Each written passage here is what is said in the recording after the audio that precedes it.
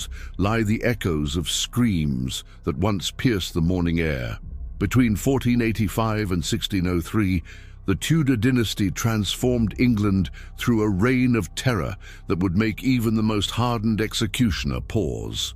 Today, we journey into the darkest corners of English history, where political ambition met the executioner's axe, and where 7 brutal deaths forever changed the course of a nation.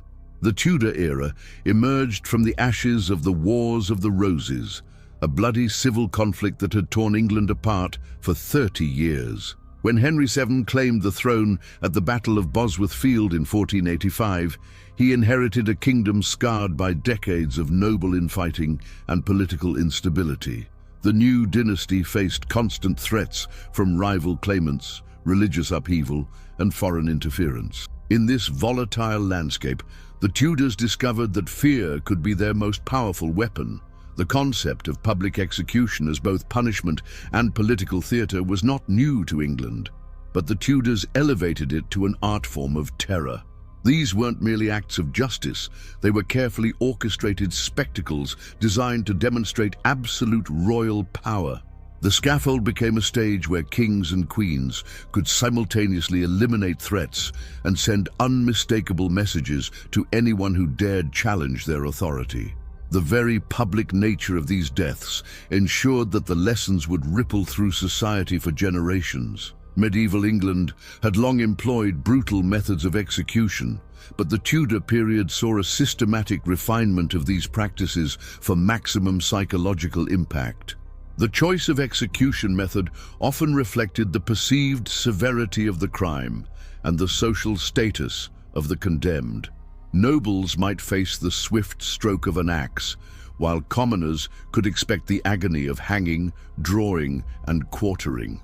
Yet even within these distinctions, the Tudors found ways to amplify the horror and ensure that each death served their broader political purposes.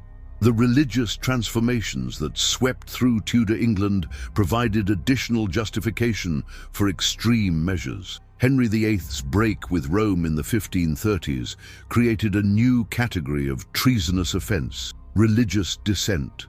Suddenly, matters of personal faith became affairs of state security, and the failure to acknowledge royal supremacy in religious matters could lead directly to the executioner's block. This fusion of political and religious authority gave the Tudors unprecedented power over the lives and deaths of their subjects. The Tower of London became the epicenter of Tudor brutality, its walls witnessing more noble blood than any other structure in English history. The Tower's reputation as a place of no return was carefully cultivated by the monarchy, serving as both prison and execution site for the realm's most prominent enemies. The very sight of its imposing walls was designed to strike fear into the hearts of potential conspirators, while the stories that emerged from within fueled a culture of terror that extended far beyond London's boundaries. Public executions in Tudor England were carefully choreographed events that drew crowds numbering in the thousands. These gatherings served multiple purposes. They provided entertainment for the masses, demonstrated royal justice in action, and created collective witnesses to the consequences of opposing the crown. The carnival-like atmosphere that often surrounded these events masked a deeper psychological manipulation as the monarchy transformed acts of state violence into communal experiences that reinforced social hierarchies and political loyalty.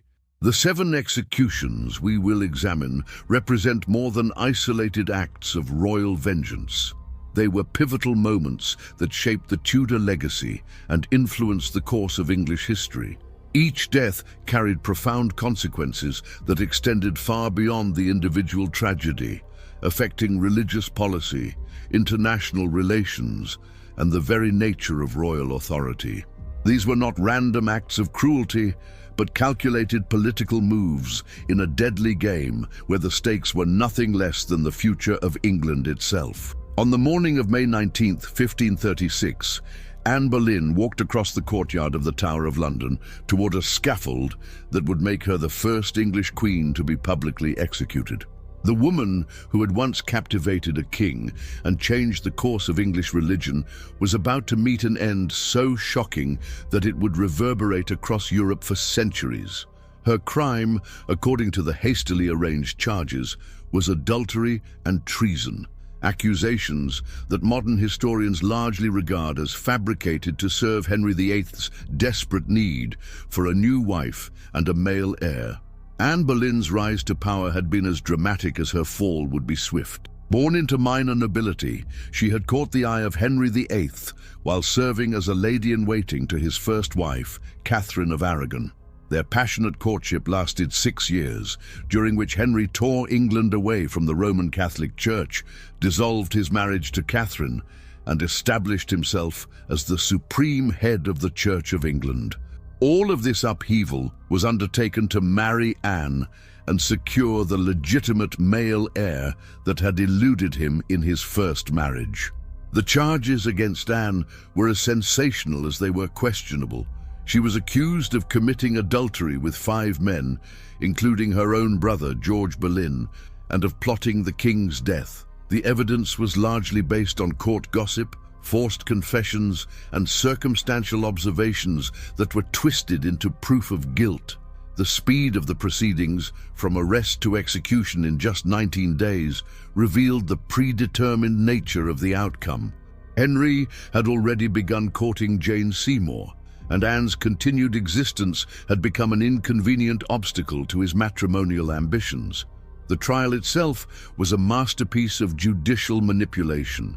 Anne was denied proper legal representation and faced a panel of judges that included her own uncle, the Duke of Norfolk, who had been pressured by the king to ensure a guilty verdict. The most damaging testimony came from Mark Smeaton, a court musician who confessed to adultery with the Queen only after being subjected to torture. The other accused men maintained their innocence even unto death, but their protestations were drowned out by the political necessity of Anne's destruction. What made Anne's execution particularly brutal was not just the physical act, but the psychological torture that preceded it. Henry imported a skilled swordsman from Calais rather than using the traditional axe, ostensibly as a mercy to ensure a clean death. However, this delay allowed Anne to spend additional days in terror, not knowing when her end would come. The swordsman's late arrival extended her mental anguish as she was forced to prepare for death multiple times, only to receive last-minute postponements that served no purpose other than to torment her further. On the scaffold, Anne displayed the dignity that had been systematically stripped from her during the preceding weeks. She wore a grey damask gown trimmed with fur and a white coif that covered her dark hair, presenting herself with the regal bearing befitting an anointed queen. Her final speech was carefully crafted to avoid giving Henry any excuse for further persecution of her family and supporters.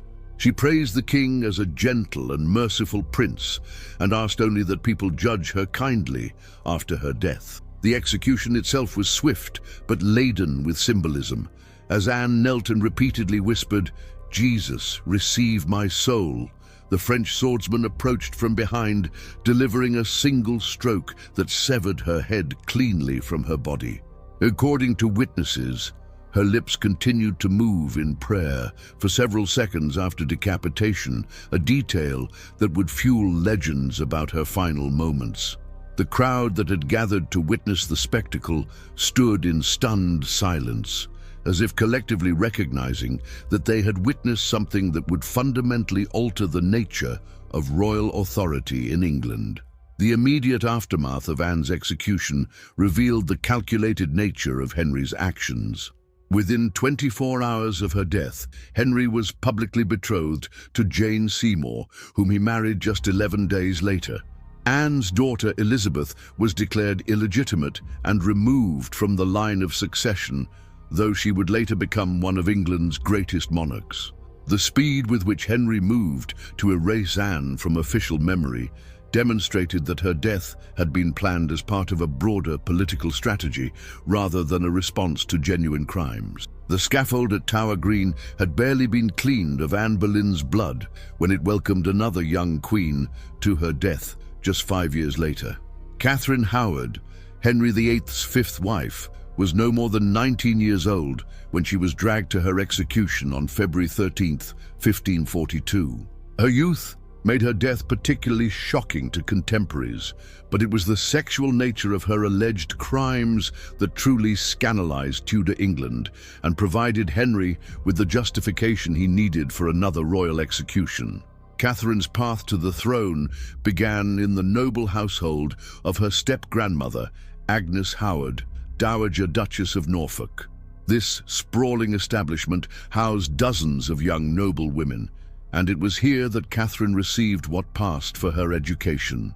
However, the Duchess's household was notorious for its loose moral atmosphere, where sexual experimentation among the young residents was common and largely unsupervised. This environment would later provide Henry's investigators with a treasure trove of compromising material from Catherine's adolescent years. Even before her marriage to the king, Catherine had engaged in sexual relationships that would later be used against her. As a teenager, she had been involved with Henry Mannix, her music teacher, and later with Francis Derham, a gentleman in her grandmother's service. These relationships were not merely flirtations. Witnesses later testified to passionate encounters and even an exchange of gifts that could be construed as a form of marriage contract. By the standards of Tudor England, Catherine may have been considered legally married to Derham before she ever met the king.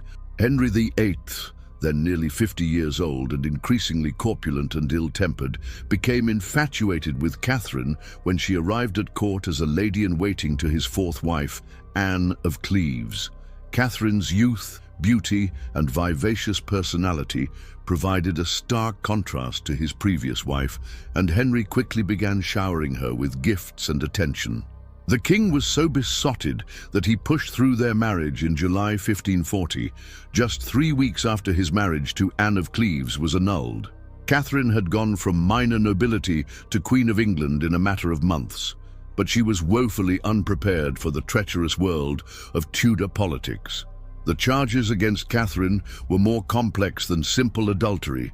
Investigators discovered that she had concealed her previous relationships when she married the king, which constituted fraud and potentially made their marriage invalid. More damaging still were allegations that she had continued these relationships after becoming queen. The most serious charge involved Thomas Culpeper, a gentleman of the king's privy chamber with whom Catherine allegedly conducted a secret affair while married to Henry. Their clandestine meetings, arranged by Catherine's lady-in-waiting Jane Boleyn, were portrayed as treasonous conspiracies against the crown. The evidence against Catherine included love letters written in her own hand, though their exact content remains disputed by historians. What cannot be disputed is that she had engaged in secret meetings with Culpeper, often in the early hours of the morning and always without the king's knowledge or permission. Whether these encounters involved physical intimacy or merely emotional connection was irrelevant under Tudor law. The mere act of meeting secretly with a man while married to the king constituted treason and carried the death penalty. The psychological torture inflicted upon Catherine during her imprisonment was particularly cruel. She was kept in isolation at the Tower, denied the comfort of trusted servants or family members, and subjected to repeated interrogations designed to break her spirit. The young queen's mental state deteriorated rapidly under this pressure, and witnesses reported that she frequently became hysterical, screaming and laughing uncontrollably. Her youth and inexperience made her particularly vulnerable to the manipulative tactics employed by Henry's investigators. On the night before her execution, Catherine reportedly spent hours practicing how to lay her head upon the block, determined to die with dignity despite her terror. This macabre rehearsal speaks to the psychological preparation required to face such a brutal death and the desperate attempt to maintain some measure of control over her final moments. The image of a teenager practicing her own beheading has become one of the most haunting aspects of Catherine's story and exemplifies the psychological cruelty that characterized Tudor executions. Lady Jane Grey was 16 years old when she was proclaimed Queen of England on July 10, 1553, and barely 17 when her head was severed from her body at Tower Green on February 12, 1554. Her brief reign, lasting only 9 days before Mary Tudor successfully claimed the throne, earned her the tragic title of the 9 Days Queen. But it was the innocence of her involvement in the conspiracy that placed her on the throne, and her dignified acceptance of death that made her execution one of the most poignant and politically damaging of the Tudor era. Jane's path to the throne was orchestrated entirely by others, beginning with her ambitious parents and culminating in the scheming of John Dudley, Duke of Northumberland, who sought to maintain his power after the death of the young King Edward VI.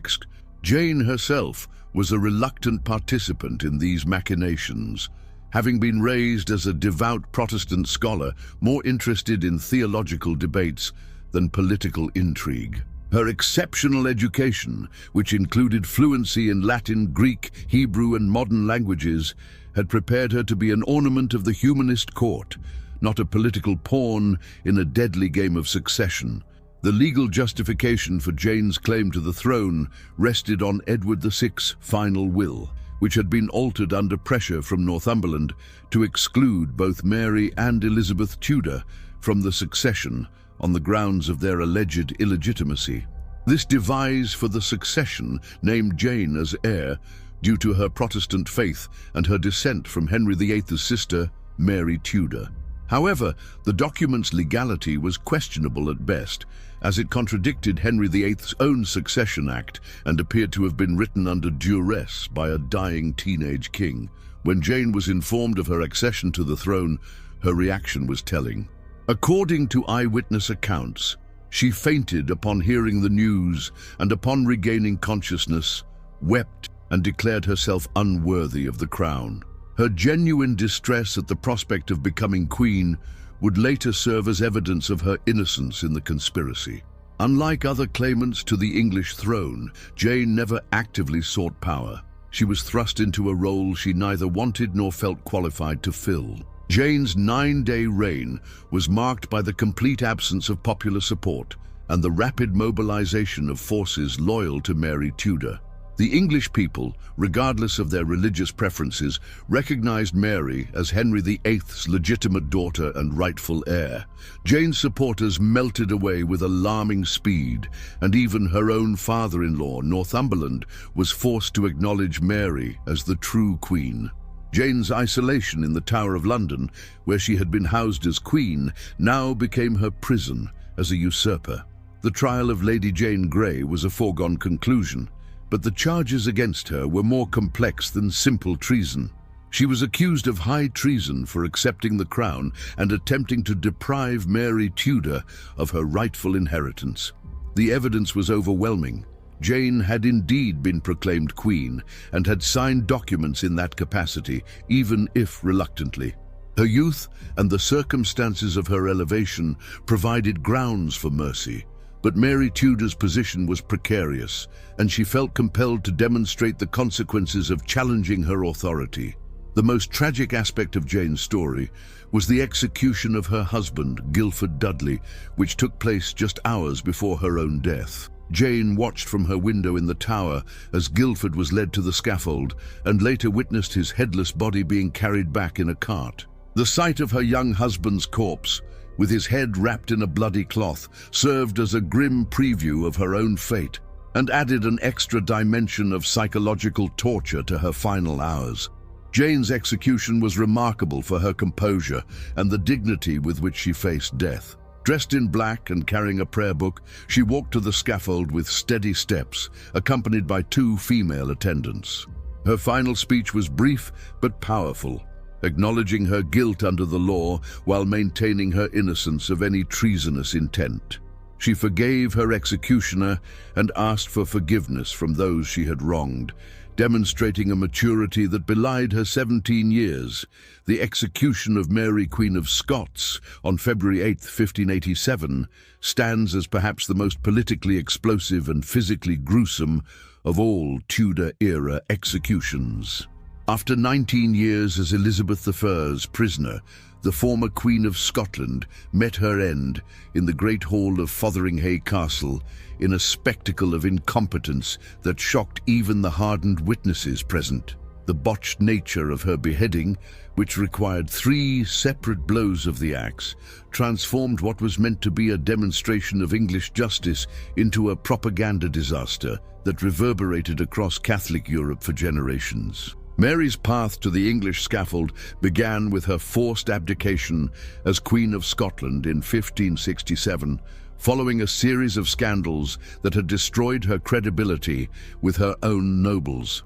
Her involvement in the murder of her second husband, Lord Darnley, and her subsequent marriage to his suspected killer, the Earl of Bothwell, had made her position in Scotland untenable. When she fled to England in 1568, seeking sanctuary with her cousin Elizabeth, she walked into a trap that would define the remainder of her life. Elizabeth could neither allow Mary freedom, which would pose a constant threat to English security, nor execute her immediately, which would outrage Catholic Europe. The evidence against Mary accumulated slowly but inexorably over her years of captivity in various English castles. As the focal point for Catholic plots against Elizabeth's Protestant regime, Mary became implicated in numerous conspiracies, from the Ridolfi plot of 1571 to the Throckmorton plot of 1583. However, it was her involvement in the Babington plot of 1586 that finally provided Elizabeth's government with the evidence needed to justify her execution. Letters intercepted by Elizabeth's spymaster, Francis Walsingham, appeared to show Mary's explicit approval of a plan to assassinate Elizabeth and place herself on the English throne. The trial of Mary, Queen of Scots, was unprecedented in English law, as no established legal framework existed for trying a foreign sovereign. Elizabeth's government created special procedures for the occasion, establishing a court of 36 commissioners drawn from the nobility, clergy, and legal profession. Mary initially refused to recognize the court's authority, arguing that as an anointed queen, she could only be judged by God and her peers. However, she eventually agreed to defend herself, not in recognition of the court's legitimacy, but to refute the charges against her in the court of public opinion. Mary's defense was hampered by the damaging nature of the intercepted correspondence, which appeared to bear her cipher and seal. While modern historians debate whether these letters were genuine or clever forgeries created by Walsingham's intelligence network, their impact at the time was devastating. The letters seem to provide clear evidence of Mary's complicity in the assassination plot, making her conviction virtually certain. Her repeated protestations of innocence were overshadowed by what appeared to be her own written words, condemning her. The political implications of Mary's execution extended far beyond England's borders. As the closest Catholic claimant to the English throne, Mary's death would eliminate a focal point for Catholic resistance to Elizabeth's rule. However, it would also provide powerful ammunition for England's enemies, particularly Philip II of Spain, who could now portray himself as the avenger of a martyred Catholic queen.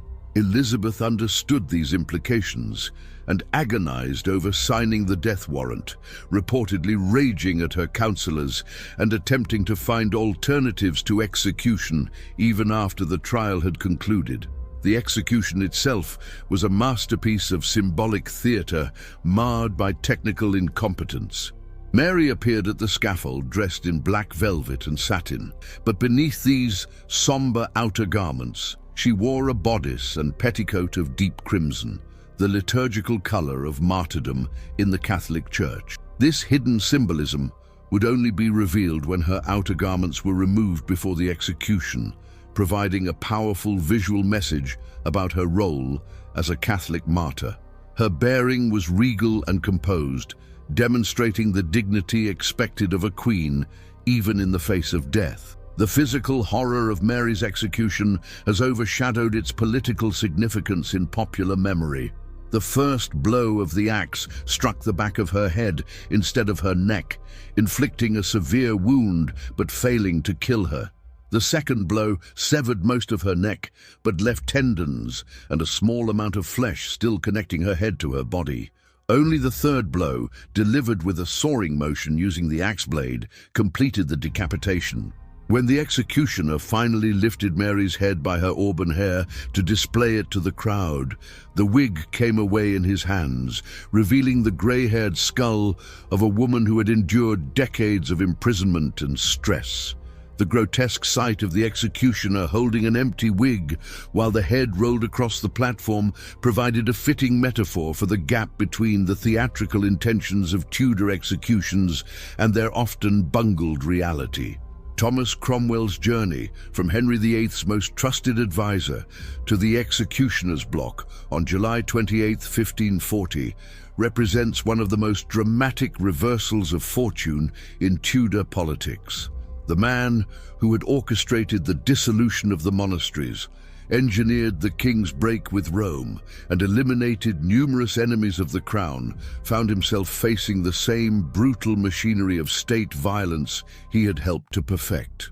His execution was notable not only for its savage irony, but also for the speed with which Henry VIII abandoned the architect of his absolute power when Cromwell's usefulness came to an end. Cromwell's rise from obscure origins to the heights of power exemplified the social mobility possible in Tudor England for those with exceptional ability and ruthless ambition. Born the son of a blacksmith and brewer in Putney, Cromwell had spent his youth as a soldier and merchant in Europe before returning to England to study law. His legal skills and administrative genius caught the attention of Cardinal Wolsey, and through Wolsey's service, he came to the notice of Henry VIII. When Wolsey fell from favour in 1529, Cromwell skillfully transferred his allegiance to the king and began his ascent to unprecedented power. As Henry's chief minister from 1533 to 1540, Cromwell wielded authority that exceeded that of any previous royal advisor in English history. He simultaneously held the positions of Lord Chancellor, Lord Privy Seal, and Vicegerent in spirituals, giving him control over legal, administrative, and religious affairs. His intelligence network rivaled that of any European power, and his ability to translate Henry's desires into practical policy made him indispensable to the king's revolutionary transformation of English government and religion. Under Cromwell's guidance, England became a centralized nation-state with unprecedented royal authority over all aspects of its subjects' lives. Cromwell's downfall began with the disastrous marriage he arranged between Henry VIII and Anne of Cleves.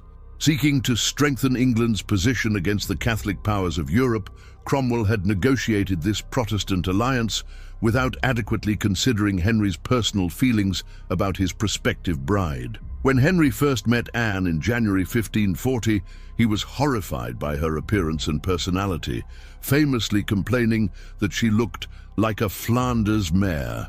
The king felt trapped into a marriage he found repugnant, and his anger at this predicament focused entirely on Cromwell.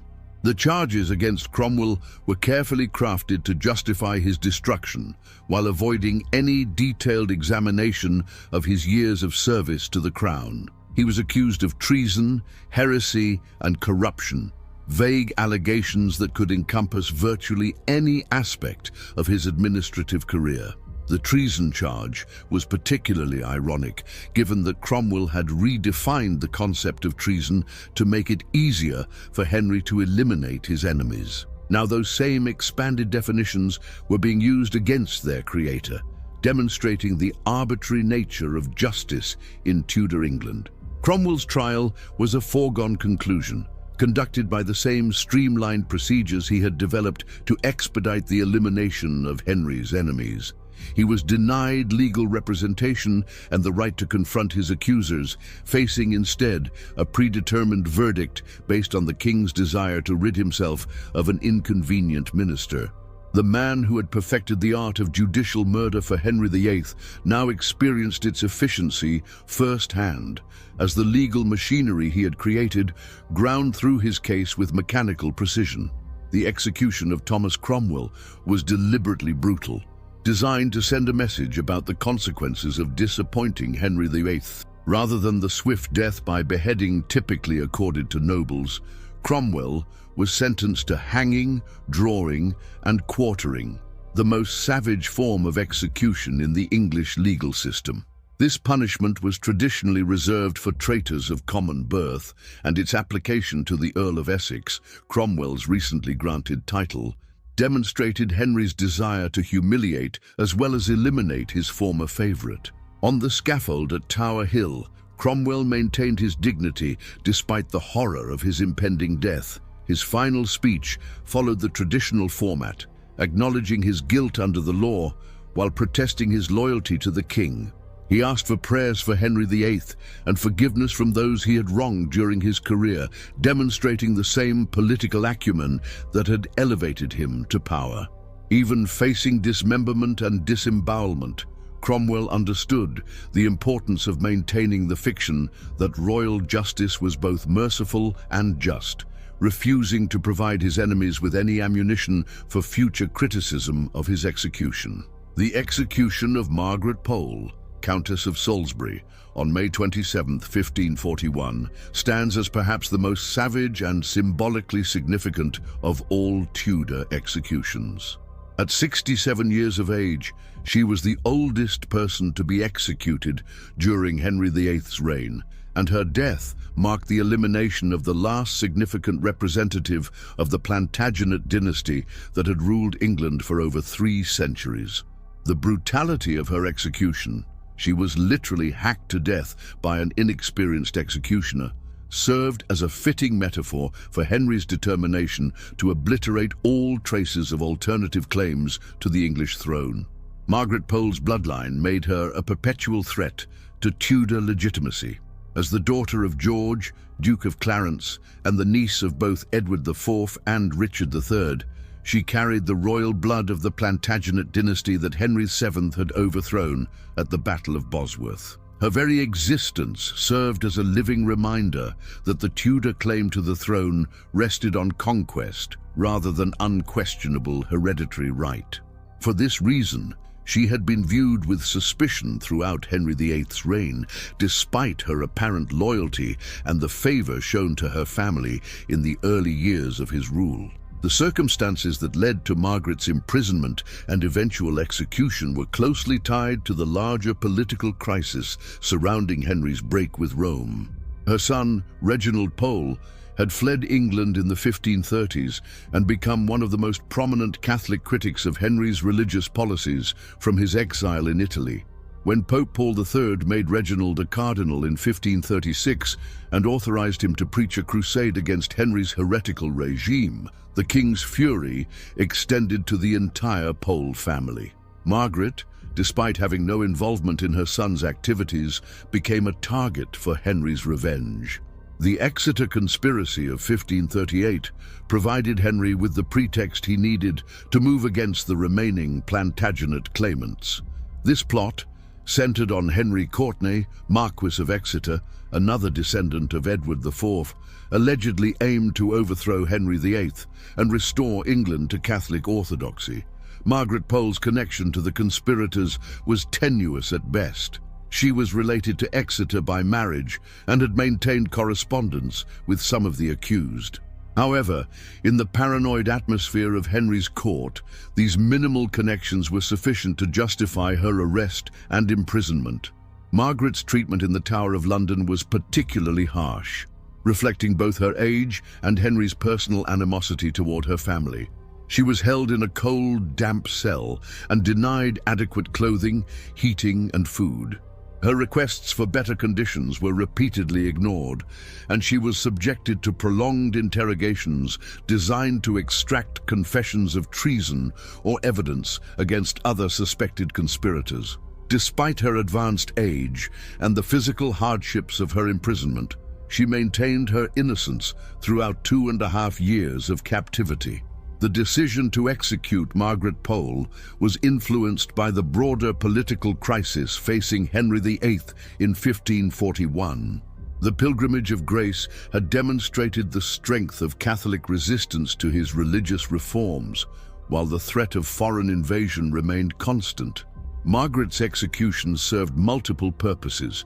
It eliminated a potential figurehead for Catholic resistance, sent a clear message about the consequences of opposing Henry's will, and demonstrated that neither age, gender, nor noble birth could protect those who fell under royal suspicion. The actual execution of Margaret Pole became notorious for its unprecedented brutality.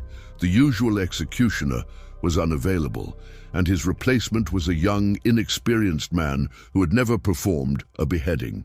When Margaret refused to place her head on the block voluntarily, declaring that she would not cooperate in her own murder, the executioner began his grisly work with her standing upright. The first blow wounded her shoulder, causing her to flee around the scaffold, while the executioner pursued her with his axe raised. The sight of an elderly noblewoman being chased around a scaffold by an incompetent executioner with a bloodied axe shocked even the hardened witnesses present. According to contemporary accounts, it took 11 blows to finally kill Margaret Pole, as the executioner hacked at her head, neck and shoulders in a frenzy of incompetence.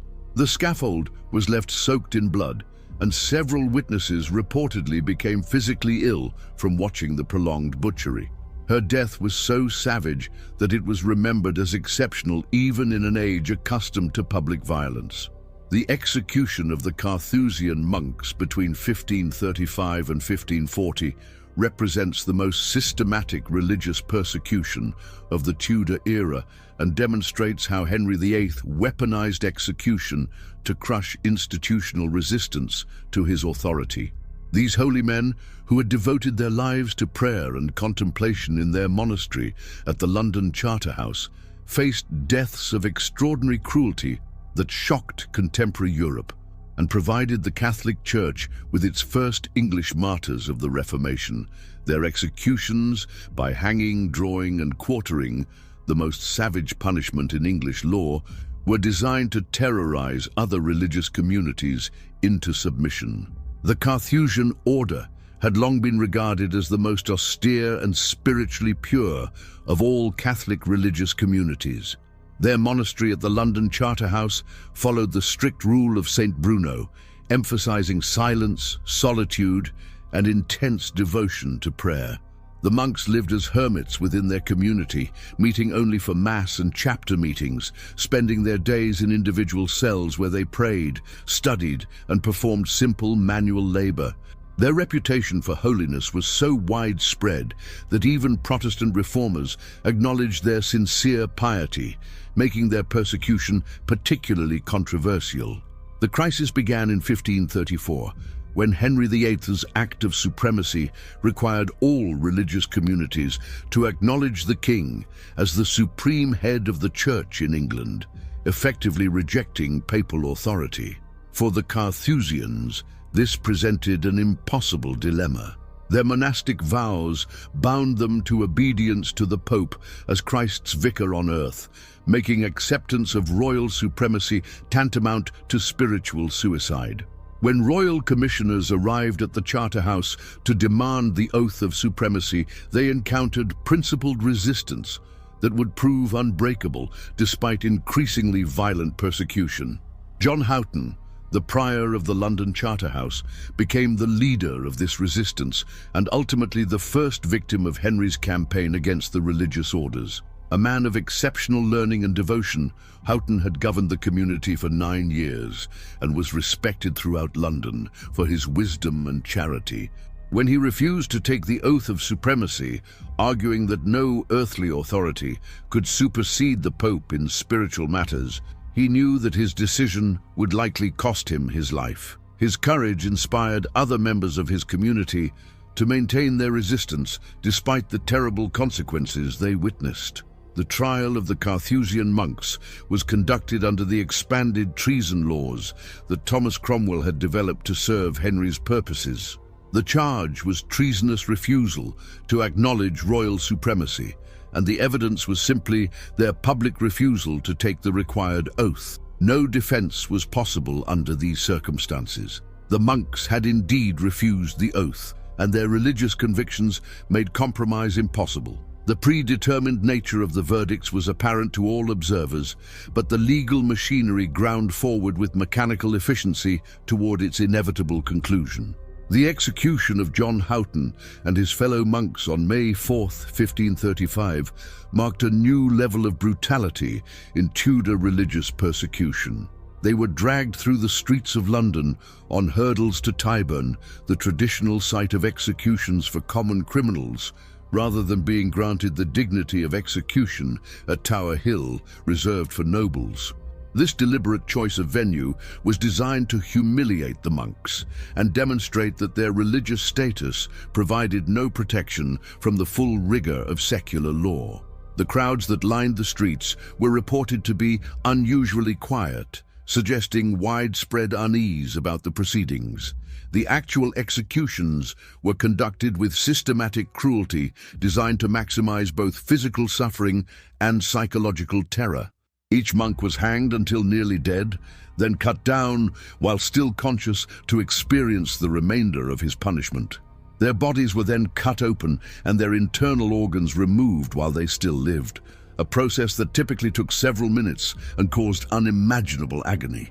Finally, their bodies were cut into quarters and their heads were removed to be displayed on spikes as warnings to others.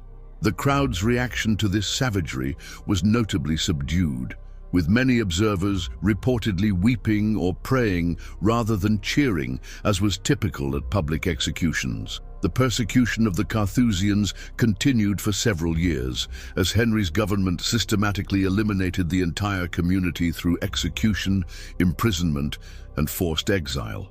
The few monks who initially submitted to royal pressure were later rearrested when their continued resistance to other religious changes made their earlier compliance seem hollow. By 1540, the London Charterhouse was empty, its buildings confiscated by the Crown, and its community of holy men either dead or scattered.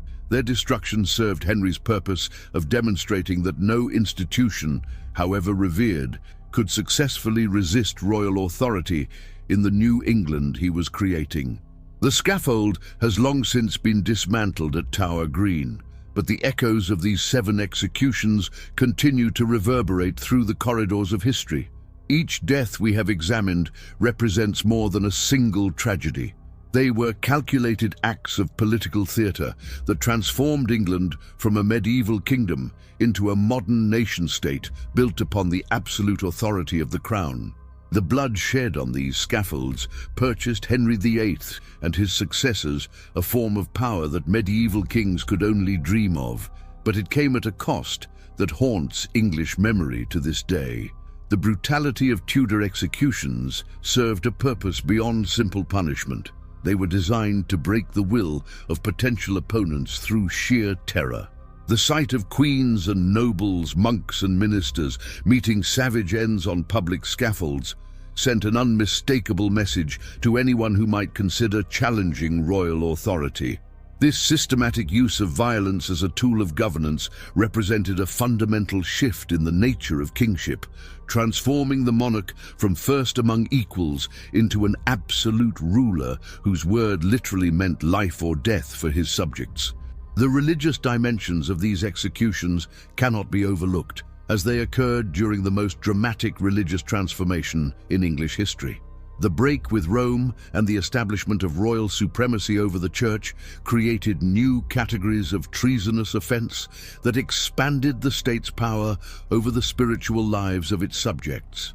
When matters of personal conscience became affairs of state security, the executioner's block became the ultimate arbiter of religious orthodoxy, and the Crown gained unprecedented control over both body and soul. The international repercussions of these executions extended far beyond England's shores, fundamentally altering the kingdom's relationships with the major powers of Europe.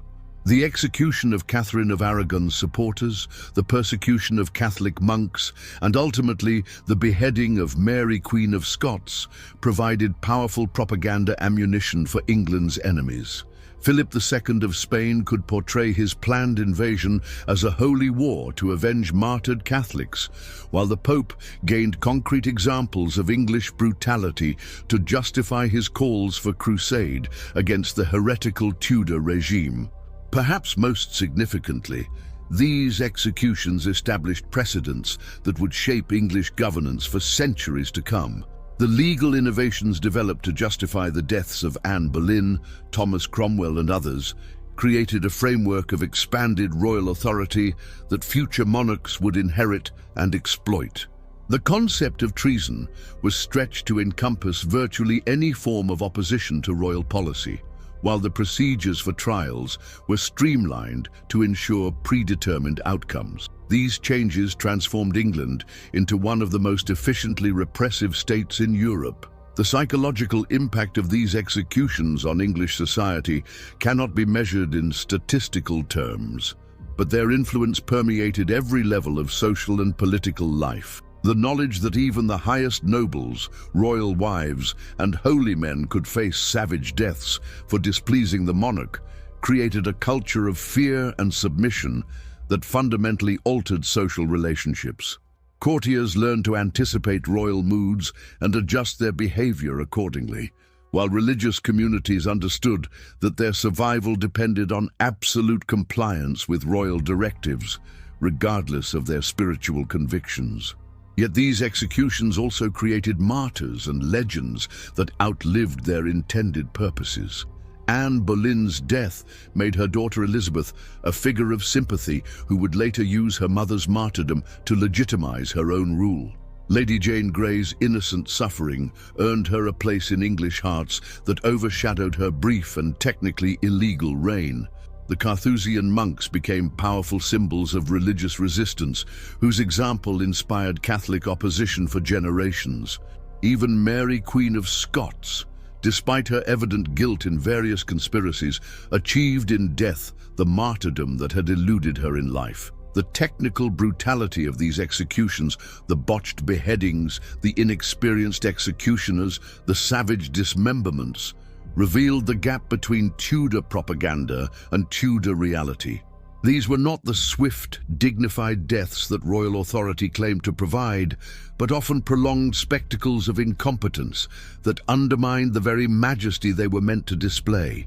The image of Margaret Pole being chased around the scaffold by an incompetent executioner, or Mary, Queen of Scots, requiring 3 blows to complete her beheading, provided powerful counter-narratives to Tudor claims of just and merciful governance. The 7 executions we have examined represent a cross-section of Tudor society: queens and commoners, the devout and the ambitious, the guilty and the innocent.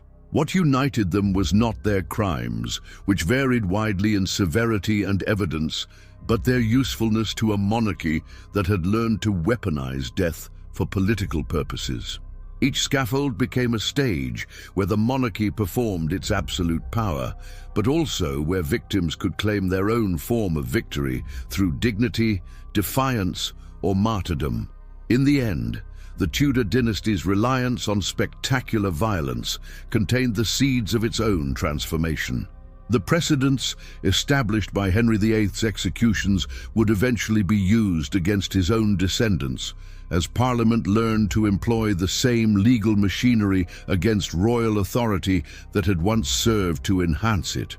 The execution of Charles VIII in 1649 represented the ultimate reversal of Tudor innovations, as the crown itself became subject to the judicial violence it had perfected. The scaffold that had served Tudor absolutism ultimately became the stage for its destruction. The legacy of these 7 executions extends far beyond their immediate political consequences, influencing literature, law, and popular memory for centuries afterward. They provided Shakespeare with material for his greatest tragedies, legal scholars with cautionary examples of judicial abuse, and historians with dramatic illustrations of the costs of absolute power. Their stories continue to fascinate because they reveal the human dimensions of political struggle and the terrible intimacy between power and violence in human society. Today, as we stand before the Tower of London and imagine the scaffold that once stood on Tower Green, we are reminded that the price of political transformation is often paid in blood. The England that emerged from the Tudor era was undoubtedly more unified, more powerful, and more modern than the kingdom Henry VIII had inherited. But that transformation was built upon a foundation of judicial murder, religious persecution, and systematic terror that left permanent scars on the English soul. These 7 executions changed history forever, but they also serve as eternal reminders of what happens when the pursuit of power overrides the claims of justice, mercy, and human dignity. The Tower of London stands today as a monument to many things: royal power, architectural achievement, and historical continuity. But perhaps most powerfully, it stands as a memorial to those who died there, not as criminals deserving punishment, but as human beings caught in the machinery of political transformation. Their stories remind us that behind every great historical change lie individual tragedies, and that the price of building nations and dynasties is often paid by those who never chose to be part of the grand designs of kings and queens.